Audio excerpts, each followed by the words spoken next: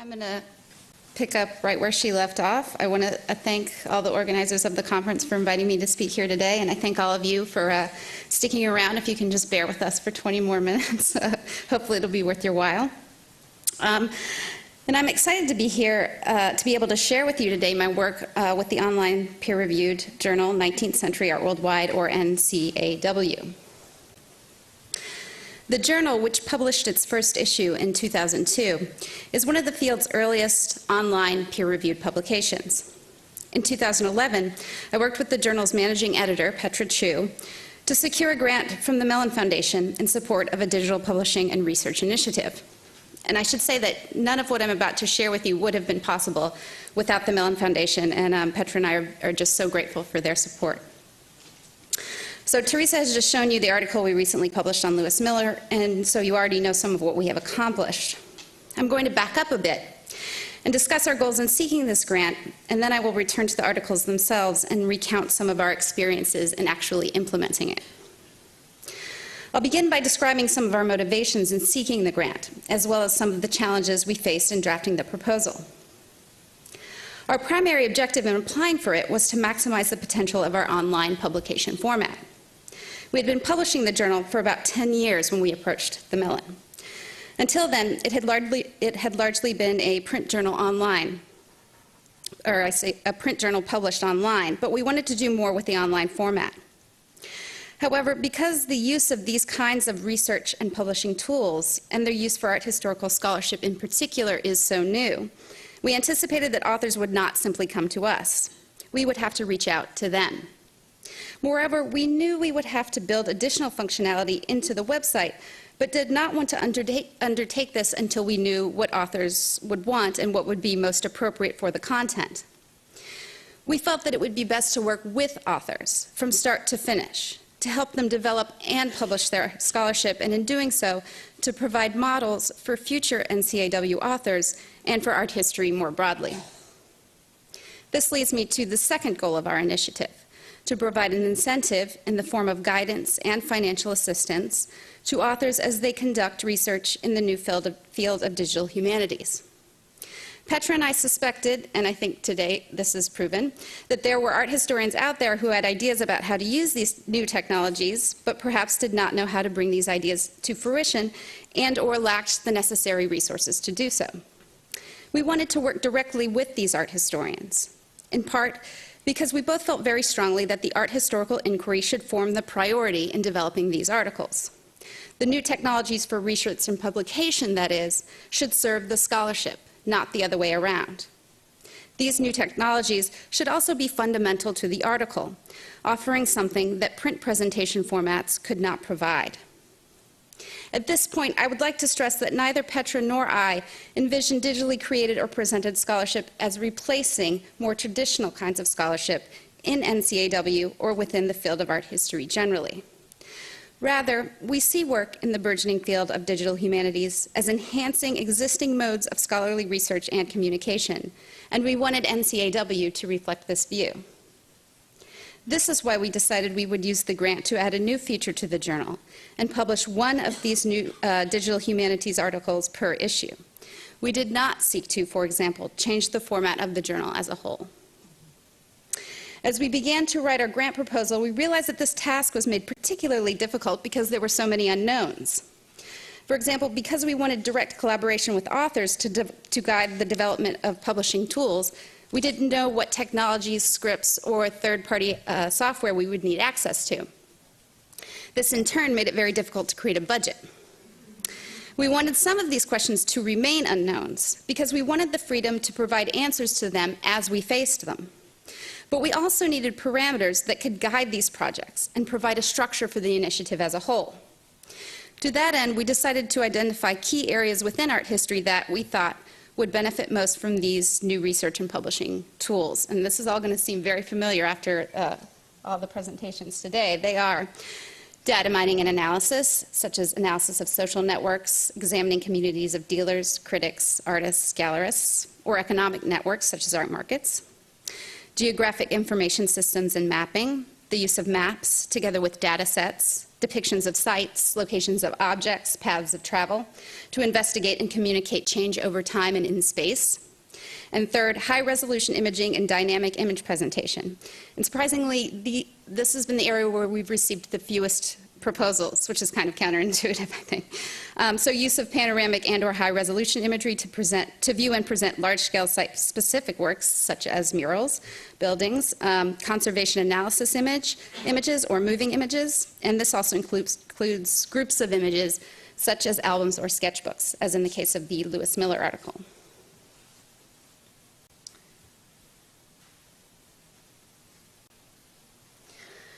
I will now turn to my experiences in producing publications for this series of articles, which we have titled Digital Humanities and Art History.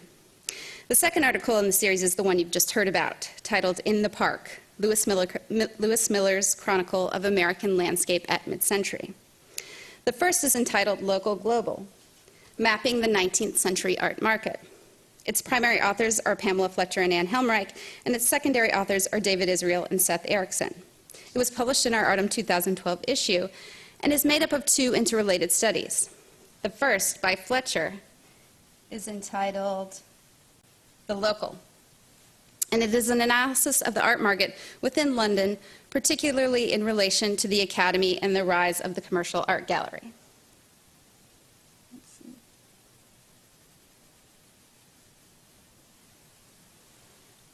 Fletcher's analysis was facilitated and is communicated in the article with an interactive map that charts the changing locations of galleries, exhibition societies, artists, and retail locations in central London from 1850 to 1914.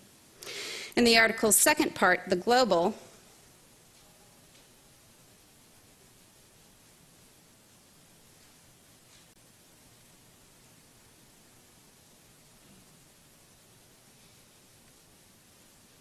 of course, it's not working for me. But you can see the small images there. Helmreich examines the relationships between the London and continental art markets, as well as, quote, London's significance within an international network. Helmreich used information from Goupil and C. Stock books, which are part of the Getty's Provenance Index databases. She harvested data about auction sales, which she then analyzed using the open source networking analysis tool we heard about this morning called Gephi. Selected results were presented as SVG graphics in a JavaScript applet. Both articles, Local Global and In the Park, include project narratives that detail each of the project participants' experiences and responsibilities in researching and in producing these articles. I will leave you to explore this information on your own, although I'm happy to address any specific questions I can in the Q&A. I will focus today on my role in preparing these articles for publication in NCAW and on how I see our initiative in relation to the larger landscape of online art historical research and publishing. As I've mentioned, an important goal for NCAW was to foreground art historical scholarship. In beginning work on Fletcher and Helmreich's article, my first challenge involved how to present both the tools or raw materials of the author's research, the data sets or the map, for example, and the products of their research, that is, the argument, the interpretation, the scholarly essay. I wanted to ensure that neither overwhelmed the other. To this end, and influenced by the work of Elijah Meeks, digital humanities specialist at Stanford University, I adopted the model of the digital scholarly work. In this model, the reader is provided guided views of the evidence on which the authors based their conclusions, along with those conclusions. However, the reader also has access to the data itself, Fletcher's maps or Miller's sketchbook, so that he or she can explore these resources further, perhaps in pursuit of his or her own research agenda. The model of the digital scholarly work has proved useful in guiding the process of publishing these articles. Keeping this model in mind, I have conceptualized each of these articles as unfolding in two interrelated phases, the research phase, or pre-publication phase, and the publishing phase. Research and publishing stages are inherent to any scholarly publication, but with these DH-centered articles, the two are more intertwined, perhaps. In the research phase, I help authors think through questions such as,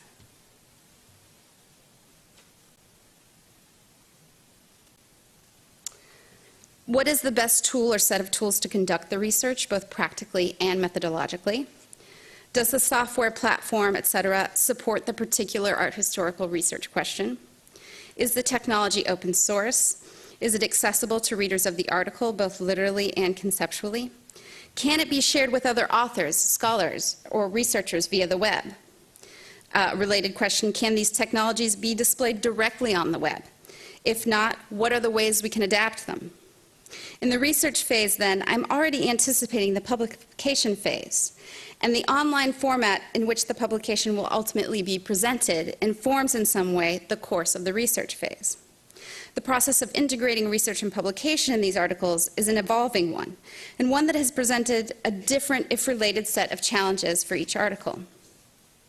Now I want to outline for you some of our lessons learned, as well as to address some of the ongoing challenges and open questions I have confronted in producing these articles, and which I think face online scholarly publishing more generally.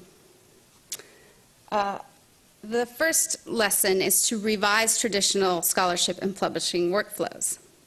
In traditional scholarship, the content experts or scholars are responsible for authoring the text, and then the manuscript is handed off to the journal for editing and publishing. As I've hinted just now, with these digital humanities-oriented projects, we face what I've started to term the chicken-egg problem. Without knowing what the end format of a particular publication will be, it is difficult to conceptualize its content. But without a clear idea of the publication's content, it's difficult to design a format for its presentation. As Helmreich wrote in her project narrative, quote, "The two strands of the project, generating new scholarship and publishing new scholarship, must be managed in tandem and in dialogue."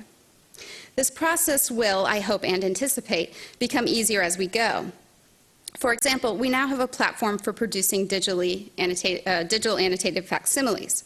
If another article wants to publish a digital facsimile, I would be able to tell him or her exactly what kind of content is needed and in what format it would need to be delivered.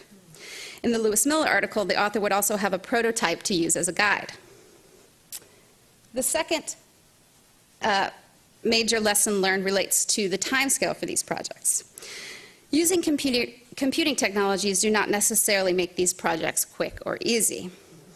Indeed, such projects are often time-consuming and labor-intensive. This has been true for the researchers, but has also been true on the publishing side. With our more traditional articles, text and image is static and can be pasted, figuratively speaking, it's actually a lot more complicated than that, into the content management system that forms the back end of NCAW. By contrast, these digital humanities articles have often entailed a more laborious process of production, either because the publication developers are producing the research tool along with the publication, or because we have had to adapt proprietary data, for example, Gephi files, into a format that can be displayed online. However, in other instances, digital technologies make it possible to conduct research in a few days or weeks that might have otherwise taken months or years. The research into the textual and visual sources for the Lewis Miller sketchbook, for example, would not have been possible in such a short time without the aid of online databases such as Google Books, the Gale Group's 19th-century U.S. newspapers archives, or the New York Public Library's digital gallery. In making this point, I want to highlight a key difference between our first two articles.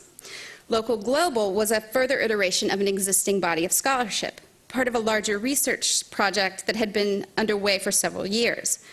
The map was already made, and Helmreich had already undertaken a portion of her network analysis.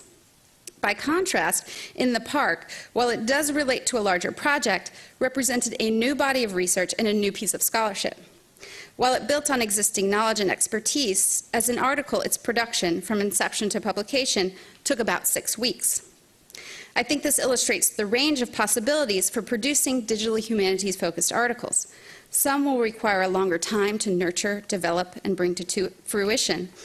But there are also many existing tools that can be used to speed up as well as enhance the research and publication processes.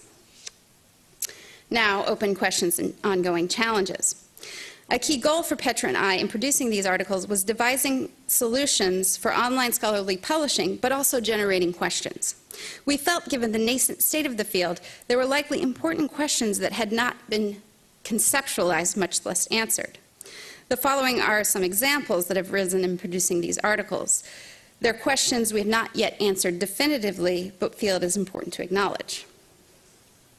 The first, and I think this is kind of implicit in these publications today, when is something published? And a corollary would be, what is a publication in this environment? This question came up in relation to Pamela Fletcher's map. The version of the map displayed in the article is housed on a server at Bowdoin College, where Fletcher is a faculty member, although there is also a version of the map as it appeared in October 2012 on the AAHDS server. The map had been shared before, and like other similar digital projects, it may continue to evolve as Fletcher adds to it or changes it.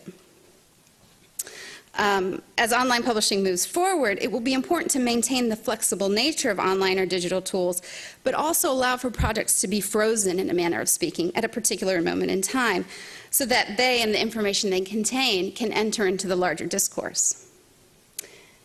This kind of balance between the flexible and the fixed is true in regards to the user experience as well. We are creating born digital articles that feature dynamic, web-specific technologies of presentation. But my hunch is a majority of us would rather not read articles online. Even when we do read digital text, I would guess that we prefer to read text in a static form, such as a PDF that can be annotated. As we seek to publish in dynamic formats, it is important to remember how our readers actually use this content and acknowledge their need for publications that can be fixed, if only temporarily. Related to this is the issue of sustainability, which you could do a whole panel on its own. Creating a fixed form of a publication tool, even if it's part of a larger ongoing research project, can also serve as an archival version of that publication or tool. And this has also come up a lot today, the question of content ownership. We at NCAW would like to share all of our authors' raw research materials with our readers, but this has not always been possible in cases where an institution owns a database, where database access is subscription-based, or where the technology of a particular database is not web compatible. Or in the case of Fletcher's map, it was built using Bowdoin's resources and personnel, so we couldn't exactly just co-opt it.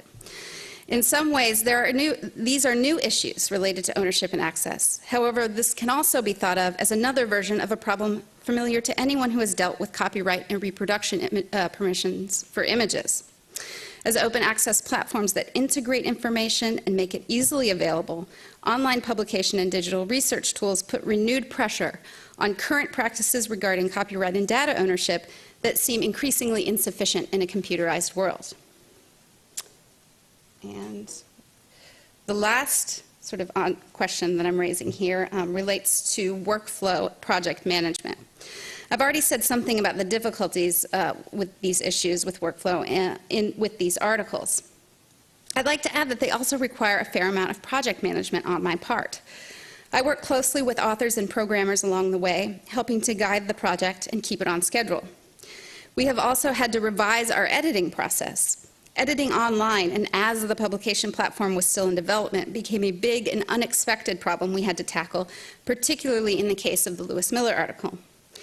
Collaboration between authors in cases where the authors come from different fields of study, each with different standards of practice, differing expectations, and differing methods of evaluation, has also been difficult. Also difficult has been finding programmers who understand the needs of humanities scholarship. Now, some of this production work will become easier as we develop models for future scholars and publishers to follow. Regardless, these kinds of practical concerns are an important, yet perhaps not so obvious part of the work entailed in developing these models in the first place. With our digital research and publishing initiative, NCAW has begun to develop a framework for producing these articles which, I hope, corresponds to the specific needs of art history scholars and art history scholarship. We have a much clearer sense now of what is required of the author and publisher, and a clearer sense of how much time different tasks or stages of production will take. Our experiences thus far have also better prepared us to solicit new content and to work with authors to develop it. We are acquainted with programmers and other technological specialists who can help scholars in the planning and production phases, and of course with art historians who have done this work and can advise others. So that was one big goal for us, was to kind of serve as a body of knowledge that we can be a matchmaker and create these collaborative relationships. We've also begun to experiment with peer review, and our newer articles are being reviewed by digital humanities experts. I'm excited by the work we've accomplished so far and encouraged by the reception it has received. I'm excited, too, by our upcoming articles, one of which includes the recreation of an 1827 exhibition in the Louvre based on 3D photography of the actual Louvre galleries taken for this article. There are still many questions regarding computer-based research in online publishing and art history. Chief among them, perhaps, is what can digital humanities do for us that we cannot already do using traditional approaches and tools? I hope that NCAW, with its digital research and publication and publishing initiative, has begun to provide an answer to such questions. Thank you.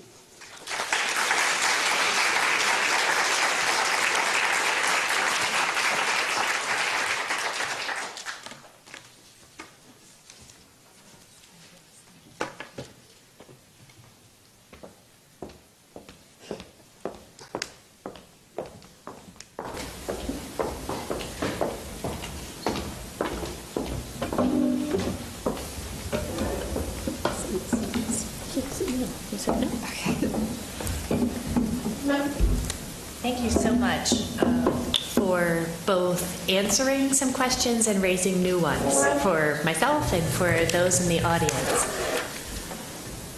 Professor Michael Lobel has a question he'd like to pose. Thank you. Well, I'm asking so many questions today because all the speakers have raised a lot of questions in my mind, which is, so I'm going to open up several cans of worms, which actually respond to your talks, A. Joan Saab's talks, Emily's talks particularly, and then a step off from some of the issues raised earlier today as well. I wrote down 3 words coming out of all of your talks: editing, tenure, and money, The first thing that, and this is a question for Professor Saab, I was really interested in your experience with Scalar, but I kept thinking, I like getting edited, and this worries me.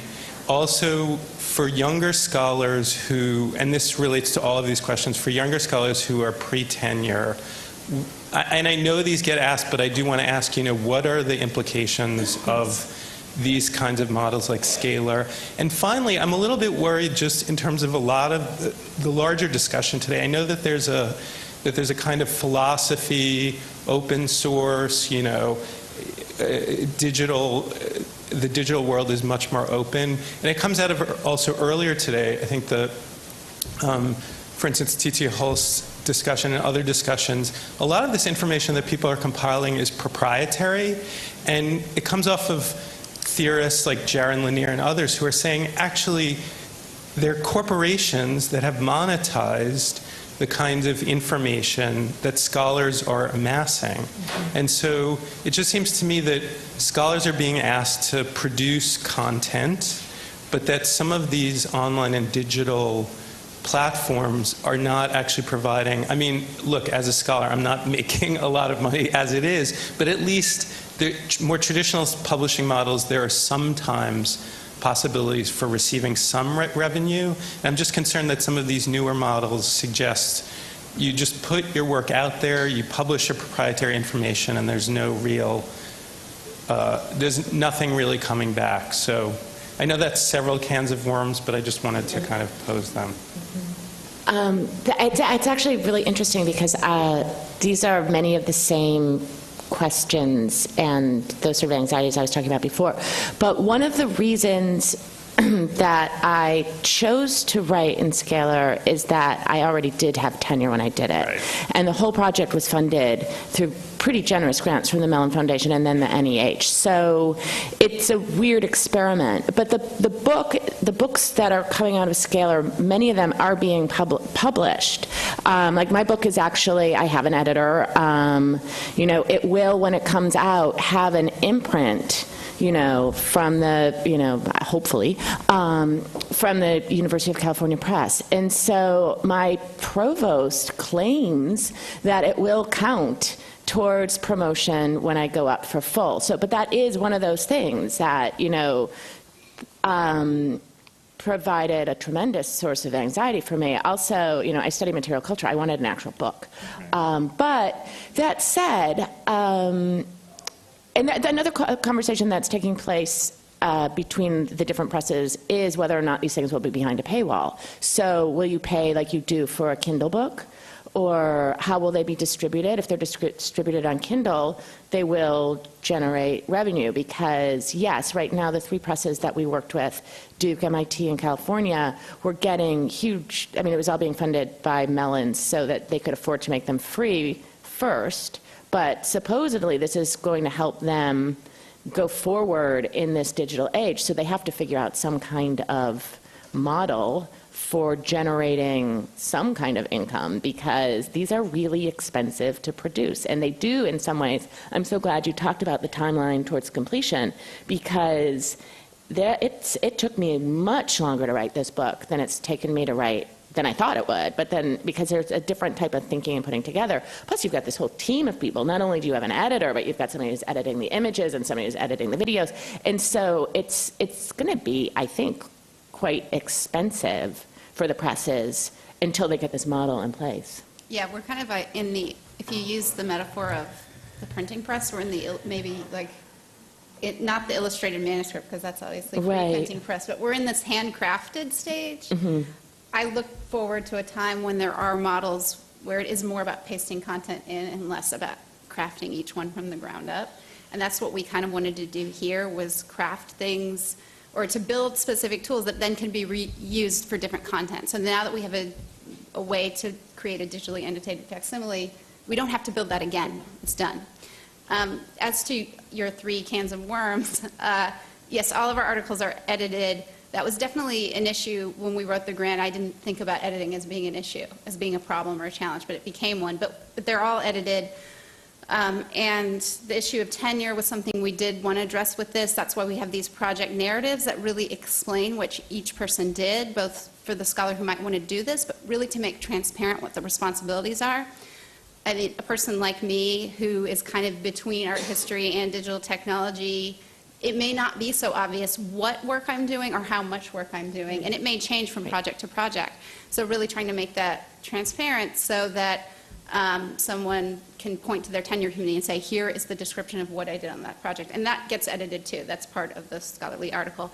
I think the issues of editing and tenure are going to start to fade away. I think these things already have more respect than they did even 3-5 years ago. The question of money, though, that's, I say, of the 3 cans of worms, that's the largest and wormiest. Right. Because, yeah, it's a nice idea. Everything's free. The data's free. But someone has to pay for it somewhere. And we, I think, should all be aware of where the money's coming from, and because that money comes with control too. So, we are able to create a lot of these things because of this grant from the Mellon, but it's not really like sustainable in the long term. No. That but I don't think you can reduce the cost ultimately without going through this period where you start to experiment and do what you can with what you have at hand. No, I think you're absolutely right. I just want to follow on Michael's question. Michael asked about editing tenure and money.